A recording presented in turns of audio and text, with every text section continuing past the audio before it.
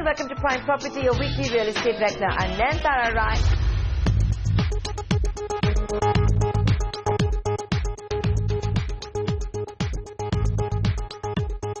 The millennium city of Gurgaon is about to get a makeover. Despite the crumbling infrastructure in an already overinflated market, the Haryana government has notified a new policy increasing the FAR by 1.5 to 2 times along the metro corridor and the NH8. It's called the Transit-Oriented Development Policy that was first conceived by the previous Congress state government and now notified by the current BJP-led Haryana government.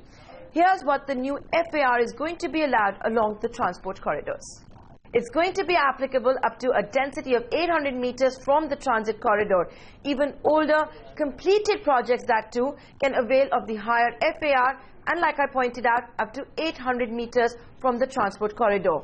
These new norms are applicable on all new licenses falling under the transport zones, and even older projects can obtain the additional minimum FAR of 0.5 and higher by purchasing in slabs of 0.25 to a maximum of 1.75. So Gurgaon is set to get bigger and taller, and at a time when it's one of the worst performing property markets in the country. Infrastructure is inadequate, it's not kept pace with the burgeoning population. Also, what happens to all those people that have bought properties currently under construction? Builders will obviously want to purchase higher FAR, and thus we can anticipate more project delays. In fact, when FAR was revised upwards last time round, aggrieved consumers of DLF had moved the Competition Commission and won the case. The realty giant had been penalized 630 crore rupees, and DLF's appeal is still pending in the Supreme Court. What are your rights? I reached out to one of the lawyers that had represented consumers of DLF at the CCI. Hi Vaibhav, thanks for joining us here on Prime Property. Now we understand that the Haryana Chief Minister Manohar Lal Khattar is on the verge of allowing more FAR along the metro corridor as well as NH8 in Gurgaon, with sources telling us that builders can start buying additional FAR along these corridors. It could be increased by 1.5 to 2 times for commercial real estate as well as for residential real estate. My question to you is from the perspective of consumers. How is this going to augur for existing home buyers, existing buyers of commercial property, existing tenants of commercial properties? So I think if the modification does come about, it's going to have a significant impact on the market. Apart from the market, it will also have a very significant impact on the overall infrastructure that is there in Gurgaon currently. So dividing it in 2 parts, as far as the people who have already purchased property and who are investors, this is going to go hit them, because with an addition in FAR means there's going to be more supply. As it is, there is a glut in the market. That would mean that prices could actually get even lower, and from an investment perspective that could become a problem. Gurgaon already is facing a bit of an oversupply situation, so that's going to have its own set of dynamics over there. In terms of people who are already, for projects which are already under construction but possession has not been handed over, I think it's going to be quite a tricky issue, because are they going to allow construction and increase in the FAR for already ongoing projects where possession has not been handed over? That will have an impact on the overall status of the project, the delivery timelines, the entire mapping of the project. So it's going to have quite a significant impact.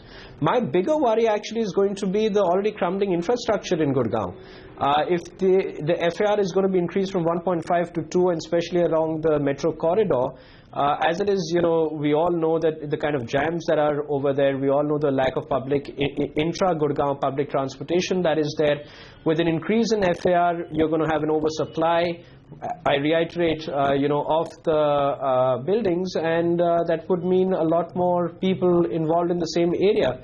So I'd be a bit worried about this. Yes, I don't know if the government has planned to do anything about the infrastructure. We've already seen that rapid metro, the construction of that, coming to a grinding halt in Gurgaon. Parking is already an issue.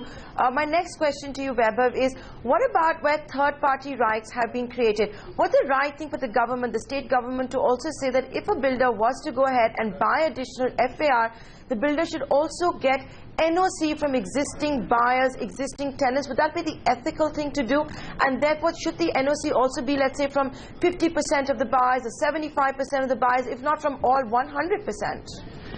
I think from a legal perspective and also from, as you said, the ethical perspective, I think it's going to be very important to get an NOC from X number of people. Again, whether it's 50%, 75%, 90%, you know, that's up for discussion. But there's got to be some system where you're taking into confidence the people who have already invested their monies, have entered into a project with a certain set of beliefs and a certain set of representations having been made to them. At the end of the day, if the same, you know, just as an example, if 100 square foot was being, you know, used by 2 people, suddenly now it will be used by 4 people, it's going to, you know, it's not fair to the people who have already invested in it. And they have to be brought on board. There has to be some math or some equations that have to be worked out. And only if it is done in a collaborative manner is it going to go through safely and smoothly. Otherwise, I feel this could lead to serious chaos, a lot of disgruntled consumers and customers, and it could jeopardize the entire scheme perhaps. And then doesn't this again put the spotlight on the builder-buyer agreement? You know, we have seen plenty of cases. You also have the DLF case, which was penalized 630 crore rupees pending in the Supreme Court. Once again, there are these pacts one-sided, that they don't really talk about an NOC when there is additional FAR allowed by the government. They don't, but then there are judgments to the contrary as well, because if you go down to the first principles, you are talking about an agreement where I have been told that I'm getting an apartment in, say, a 10-floor building, you know, and it's going to be X square footage. The common facilities and areas are going to be divided amongst, you know, X number of, Y number of people. Suddenly, if that main matrix is changed, is overhauled, then it is, you know, no matter what the agreements say, that would be unfair. And, you know, there, as you pointed out, whether it's the DLF matter or a number of other matters, now even the NCDRC is stepping in to say that, you know, the agreements are only one part of the story. You have to look at equity, you have to look at other issues, because we all know that these are pre-printed agreements and there is no scope of negotiation. So being cognizant of that, I think the authorities, and especially the judicial authorities, are stepping in. Are you at all surprised or perplexed by the timing of the state government wanting to increase FAR? I understand that this is the unfinished agenda of the previous Congress government in Haryana, but the fact is the Gurgaon property market is absolutely dead. You, for example, talked about the oversupply.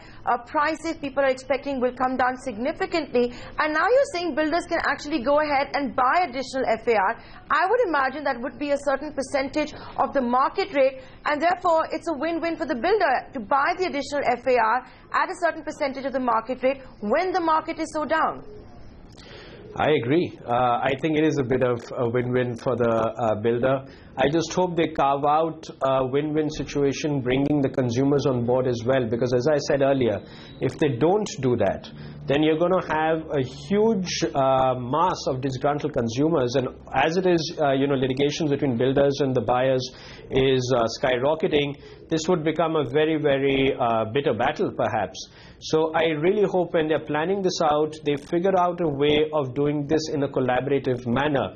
Please also look at it from the perspective that, you know, it's not all wrong. I mean, I'm not saying that FAR should never be increased. I'm just saying it needs to be done in a more thought-out fashion.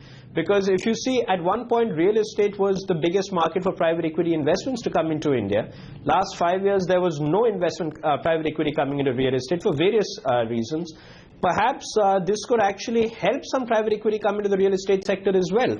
So there has to be a balancing act, but my fear is that it's not been thought out deep enough, despite a lot of time having been spent on it, and a win-win only for one stakeholder, one party, without taking into confidence the others is going to be dangerous, according to me.